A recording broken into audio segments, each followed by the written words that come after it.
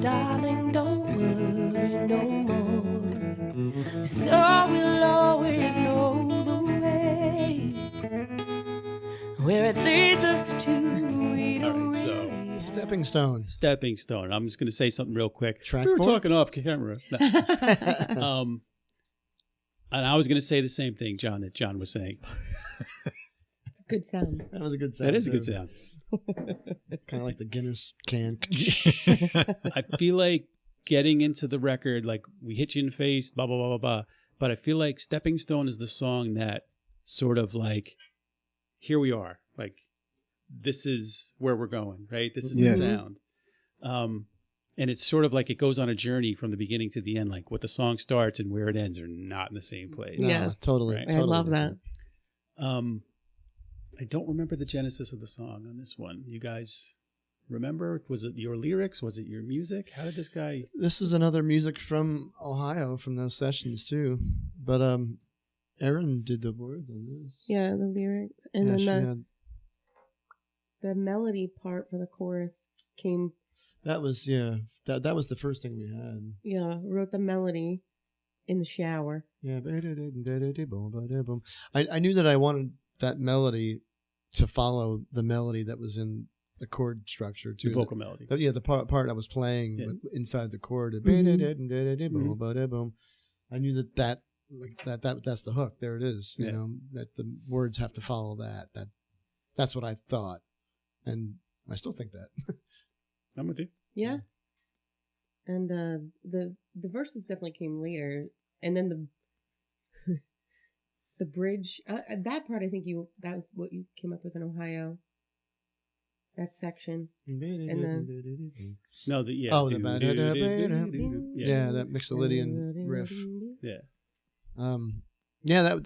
I think that was separate. I'm So pretty this sure. was separate things that you put together. I think so, Yeah. yeah. And then I was like, wait a minute, this could actually fit together, I think. And that's, I think, so great about the song that it takes you on a different journey that of where it starts. You think it's a power ballad or something or some kind of sappy love song, but it doesn't end up anywhere near that. Yeah, because I remember you had sent me an early version and it was just the chorus, Just right? the chorus. Yep.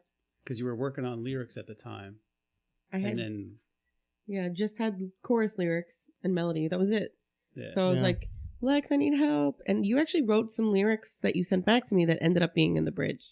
Okay. I don't remember what they are. And so that more aggressive section in the bridge, part of those lyrics were your lyrics that I kind of twisted them around a little bit, but they were your lyrics. Okay. I'll have to go back and listen.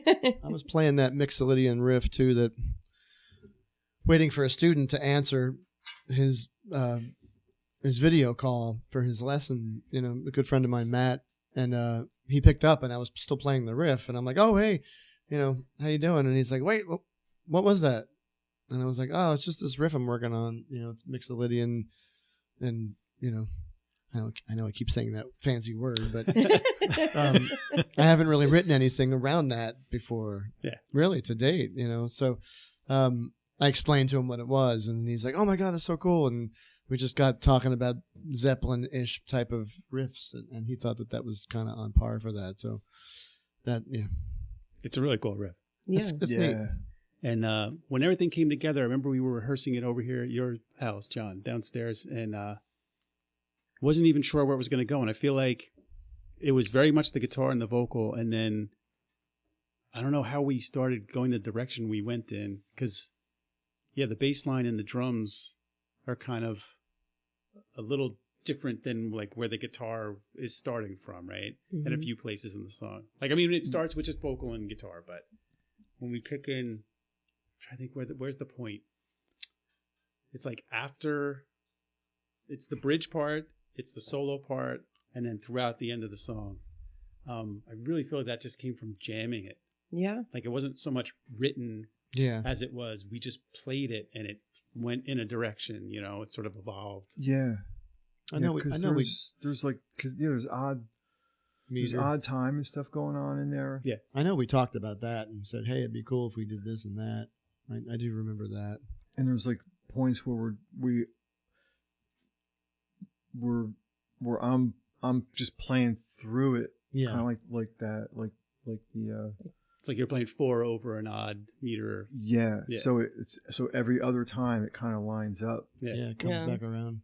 Definitely a Bonham thing. Yeah, yeah, That's cool. yeah. And yeah, I don't know, it was that guitar riff is just to me that's everything. Yeah. Like that really just like, yeah, Matt, that the mix that's a Mixolydian, right? Yes. I'm using big music words. We're gonna have to bleep that I'm out a every drummer, time. so I can't. I like to hang out with musicians.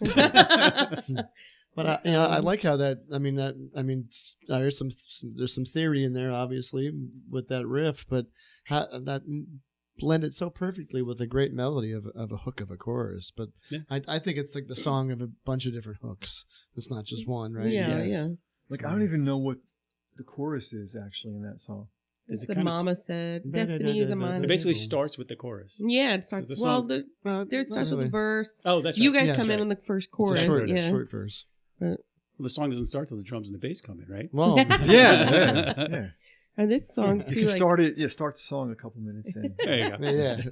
lyrically, No I way. was trying to write something inspiring. Yeah. Because you get tired of the same old subject matter Sure. when you're writing lyrics. So I was trying to write something inspiring for this particular piece of music. And at the time, I was taking a course in college at Full Sail. And it was all about how, where you end up after you've gone through your career. And it kind of inspired the whole song. And that destiny has a mind of its own. Kind of, you might have a plan. Yeah. You're, Good luck. Yeah. but where you end up could be somewhere totally different, but a better suited position for you based off of your life's path. And that was all inspired from a college course. Well, that line in particular. So there's been a few reviews that have come out on the album by the Mhm. time of this recording. And I've noticed that more than one reviewer has latched onto that line in that particular. line. Yeah. Oh, wow. Okay. That they like that. That Destiny has a mind of its own. You can't print that. 4 songs in? 4 songs in. Sorry. Yes. Inside joke. That was a Spinal Tap reference, by the way. Any other inspirations for the lyrics? Any other feelings about the lyrics?